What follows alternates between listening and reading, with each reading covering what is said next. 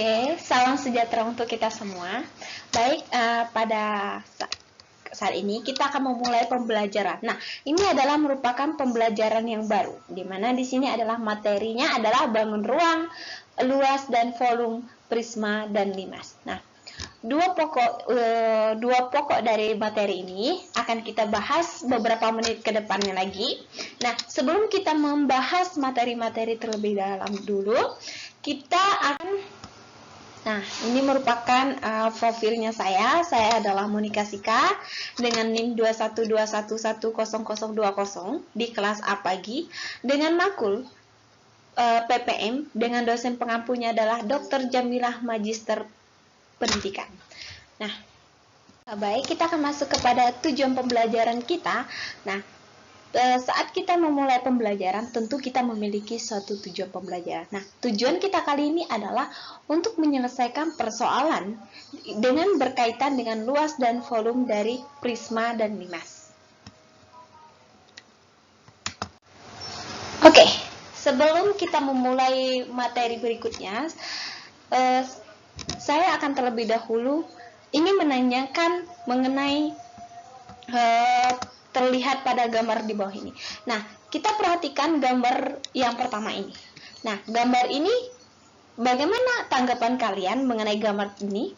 Apakah ini berbentuk prisma ataupun limas? Nah, gambar yang pertama ini merupakan satu di antara contoh dari gambar prisma.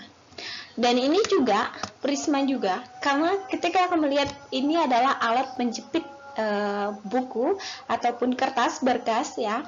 Ini adalah satu di antara contoh bangun ruang yang berbentuk prisma, dan ini juga berbentuk prisma. Oke.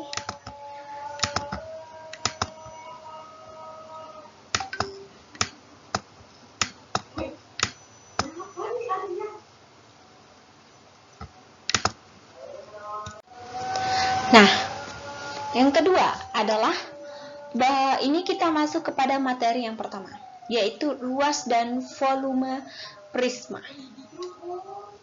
Oke, perhatikan pada gambar ini.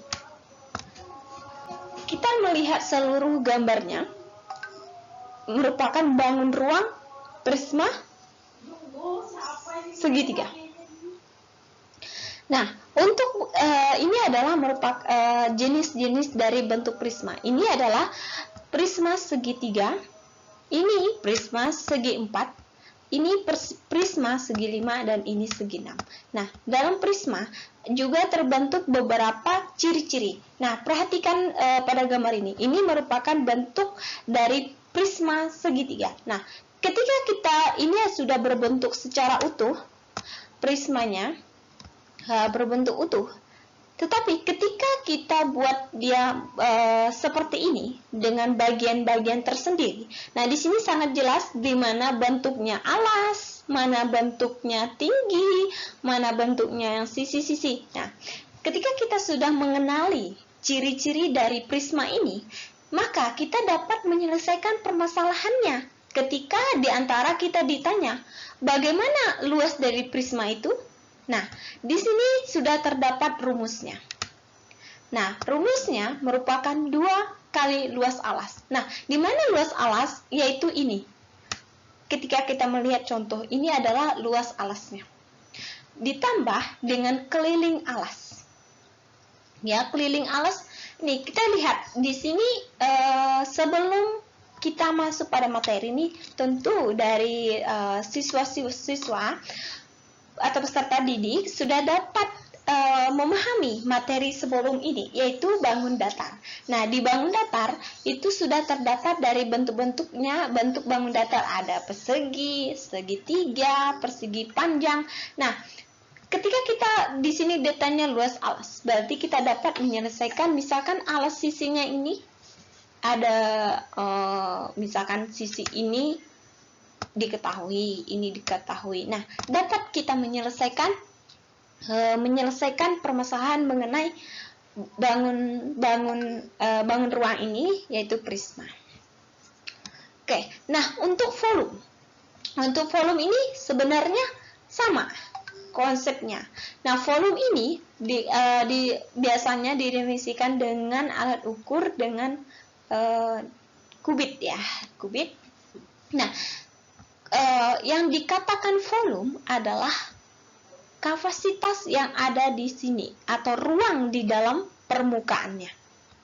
Nah, di sini adalah volume, luas alas dikali tinggi. Nah, ketika kita sudah mengetahui luas alasnya atau bentuk-bentuk sisi rusuk-rusuknya, maka kita dapat menyelesaikan permasalahan yang berkenaan dengan volume. Nah, oke, untuk lebih pahamnya lagi, kita akan akan diberikan contoh. Oke, sebentar. Kita hapus dulu. Kita hapus.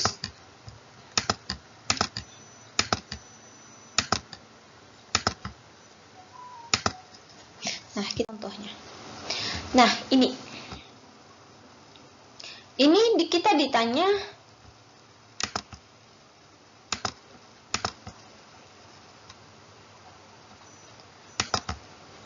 ini. Di sini, di dalam mencari luas prisma dalam permukaan prisma segitiga tersebut, terlebih dahulu kita mencari panjang luas alasnya, yaitu, nah, di sini kita sudah melihat gambarnya. Di sini adalah persegi segitiga, prisma segitiga. Nah, di mana dia memiliki sisi EB itu 8 cm, CB yaitu 3 cm, dan CA-nya adalah 4 cm. Nah, kita melihat gambarnya secara cermat, kita dapat mengetahui, oh, yang dikatakan sebagai tinggi yaitu 8, karena dia adalah memiliki sisi yang paling panjang di antara sisi yang kita ketahui panjangnya. Nah, kita perhatikan di sini kita mencari panjang semua alas, sehingga kita mendapati untuk keliling di sini. Oke, kita pertama, di mana kita akan mencari sisi yang AB. Sisi AB yaitu AC kuadrat ditambah BC, dan kita substitusikan angkanya ke dalam ini, yaitu 4 kuadrat ditambah 3 kuadrat sama dengan 16 ditambah 9 sama dengan akar dari 25. Nah, dapat kita sisinya AB. Sehingga kita masukkan nilai-nilai yang sudah diketahui kita ke dalam rumus luasnya. Yang pertama ada 2 dikali luas alas. Nah, kita lihat ini berbentuk segitiga. Nah, di mana rumus untuk mencari luas segitiga yaitu 1/2 dikali A dan dikali T, tinggi. Nah, kita masukkan nilainya 1/2 dikali 3 dikali T. Nah, ditambah. Nah, tadi kita sudah mengetahui keliling alas, mengetahui sisi AB yaitu 5. Nah, di sini kita akan mencari keliling dari alasnya tersebut, yaitu keliling segitiganya. Nah, didapatkan 3 tambah 4 ditambah 5, dan juga terakhir kita kalikan tinggi. Tingginya sudah kita ketahui dari informasi dari soal. Nah, didapatkanlah ini kali ini hasilnya untuk 2 dikali alas hasilnya 12, dengan kelilingnya adalah 12 dikali 8, dapat hasilnya adalah 108 cm persegi. Ini merupakan langkah-langkah atau cara kita untuk dapat menemukan luas dari prisma. Oke, kita kan yang soal kedua. Oh, soal kedua ini berbentuk berbeda. Di sini yang kita ketahui adalah luas permukaannya. Luas permukaannya, dan juga kita diketahui ada panjang dikali panjang dengan lebar. Nah, kita melihat dari informasi ini ditentukan prisma, tinggi prismanya yang ditanya. Prismanya. Nah, kita lihat yang kita ketahui yaitu adalah luas. Kita perhatikan rumusnya tadi, yaitu luas sama dengan 2 dikali luas alas ditambah keliling alas dikali tinggi. Nah, dengan demikian kita masukkan informasi-informasi yang ada di soal ini. Dimana kita masukkan 251 dikali 5. Nah, kita perhatikan di sini ada panjang 5 cm dan lebarnya 4 cm. Nah, kira-kira dengan informasi yang ada pada soal itu prismanya berbentuk apa? Sehingga ketika kita sudah mendapati prismanya berbentuk apa, kita akan tahu permukaan prismanya berbentuk apa? Apakah segitiga, jajar genjang, layang-layang? Nah, di sini kita dapat informasikan yaitu panjang dengan lebar. Nah, kira-kira bangun datar apa yang kita dapat simpulkan dari yang kita ketahui dari panjang dan lebar, yaitu persegi. Maka untuk mencari luas alas permukaan prisma tersebut kita menggunakan luas persegi panjang, oke? Nah, kita masukkan nilai-nilainya ke dalam rumusnya, didapatkanlah ketika 2 dikali luas alas yaitu 40 dengan keliling. Nah, kita tahu untuk mencari keliling dari alas permukaan alas dari prismanya, kita kalikan untuk mencari keliling persegi panjang yaitu 2 dalam kurung P ditambah L, sehingga didapatkanlah hasil volumenya. Nah, kita kalikan dengan 2 kali 5 dikali 4 sama dengan 40, 2 dikalikan dengan 2 dikali dengan P ditambah L tadi 9 ditambahkan T. Nah, kita kalikan, kita menggunakan bentuk-bentuk aljabar. Pasti sudah untuk semua peserta didik pasti sudah dapat mengetahui ya gimana proses mencari bentuk aljabar ketika ditambah, dikurang. Ya, ini kita lihat nih. Ini 256, 40-nya kita tambahkan, kita kurang dan yang di sebelah di ruas kanannya kita kurang, dan di ruas kanannya juga kita kurang, di kedua ruasnya kita kurang, sehingga didapati 18 dikali T dengan T. Nah, di mana kita dapatkan 12 ini? Yaitu ketika 216 dibagi dengan 18. Nah, sehingga didapatilah tinggi prisma tersebut adalah 12. Nah, dari kedua contoh ini, apakah semuanya sudah dapat memahami bahwa untuk menyelesaikan masalah dengan luas permukaan prisma ini sudah dipahami? Nah, saya harap untuk bisa memahaminya, karena ini dalam kehidupan sehari-hari kita ini juga dibantu gitu. Oke, kita lanjut materi berikutnya. Nah, pada materi ini kita masuk kepada volume prisma. Nah, kita flashback ke berapa menit yang lalu, kita didapati adanya luas dan adanya luas dan juga adanya volume. Nah, kita lihat pertama volume. Nah, ini adalah contoh, kita sudah menemukan rumusnya. Ya, masih ingatkah rumus yang sudah saya jelaskan di beberapa menit yang lalu? Oke, kita lanjut. Di sini ada informasi, ada sebuah prisma dengan alasnya berbentuk segitiga. Nah, ini sudah kita ketahui segitiga. Berarti kita sudah tahu bagaimana rumus apa yang akan kita pakai ketika kita mencari volumenya. Oke, untuk mencari luas alas permukaan prismanya. Nah, di sini dengan panjang sisi-sisinya ada 3 cm, 4 cm, dan 5 cm. Apabila tinggi prismanya adalah 10 cm, berapakah volume prisma? Nah, untuk informasi segitiga sudah kita dapatkan semua. Ya, ada 3 cm, 4 cm, 5 cm. Nah, dari ketiga ini semua sisinya sudah kita didapati nilai-nilai sisinya. Oke, kita lanjut. Nah, ini penyelesaiannya. Penyelesaiannya volume. Kita lihat ada tadi rumusnya adalah luas alas dikali tinggi, di mana V sama dengan 1/2 dikali 3 dikali 4. itu adalah untuk mencari luas alas, dan tingginya sudah kita dapati dari informasinya adalah 10. Nah, kita kalikan seperti perkalian biasa, 60 dikali 10 hasilnya 60. Sehingga volumenya adalah 60 cm per kubik. Oke, kita lanjut. Nah, kita masuk kepada materi yang kedua.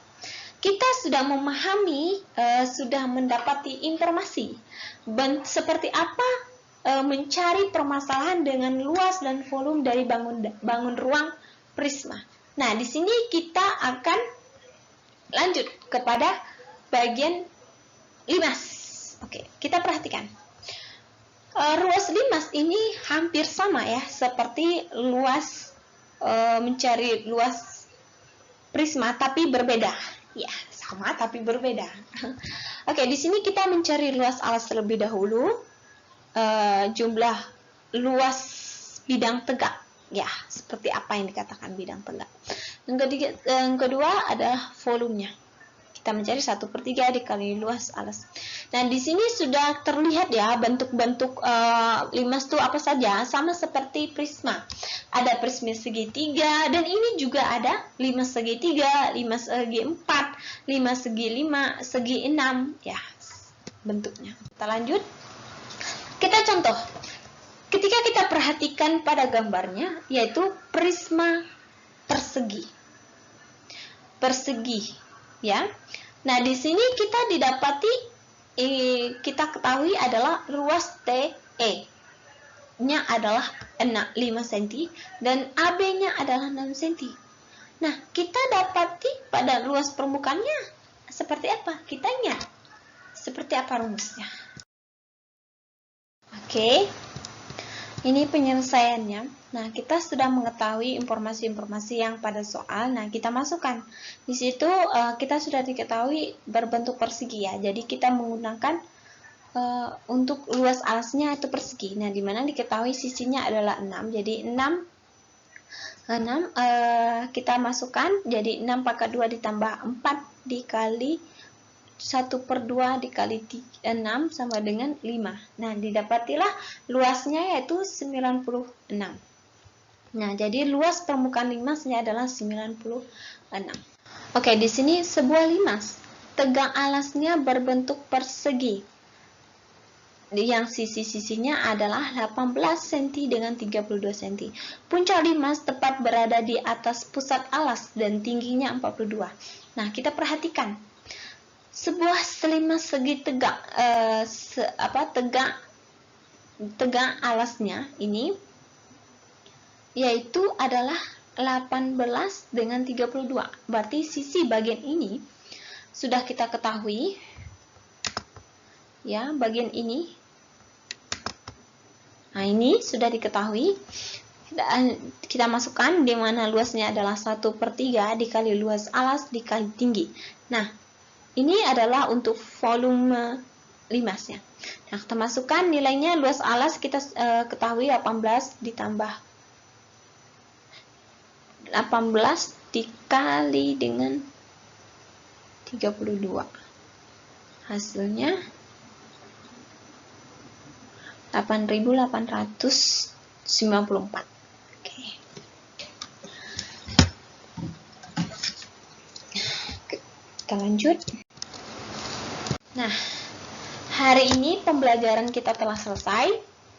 Kita sudah menyelesaikan tujuan pembelajaran kita itu menyelesaikan permasalahan berkaitan dengan luas dan volume limas. Volume dari bangun ruang prisma dan limas. Nah, ini adalah latihan, ada 2 soal. Di sini hampir sama ya dengan contoh soal yang tadi seperti apa. Nah, yang pertama, kalian harus mencermati soalnya untuk bisa mengerjakan soal ini. Di sini kita lihat dia tuh prisma yang seperti apa, bentuk permukaan dari limasnya, apakah persegi, segitiga, sehingga kita dapat mengetahui bagaimana luasnya, volumenya. Oke, ini untuk teman-teman semua agar bisa memahami konsep dari pengerjaan dari luas dan volume limas ini. Nah, diharapkan untuk dikerjakan 2 soal ini untuk bisa lebih paham lebih lanjut lagi, sehingga kita ketika menemukan soal-soal permasalahan-permasalahan mengenai luas prisma ini, kita sudah dapat menyelesaikannya dengan gampang gitu ya. Oke, sekian dari pembelajaran kita hari ini. Di sini saya mengucapkan terima kasih kepada peserta didik semuanya yang sudah melihat video ini. Semoga ini memberikan manfaat untuk kita semua, memberikan kita pembelajaran untuk semua. Dan di sini saya punya quotes, yaitu percayalah, growth mindset ngubah segalanya. Itu sangat, karena segalanya berubah karena pola pikir kita. Jadi untuk semuanya, semoga kita dapat mempelajari dengan baik secara optimal. Sekian dari saya, kurang lebihnya saya minta maaf dan terima kasih. Sekian.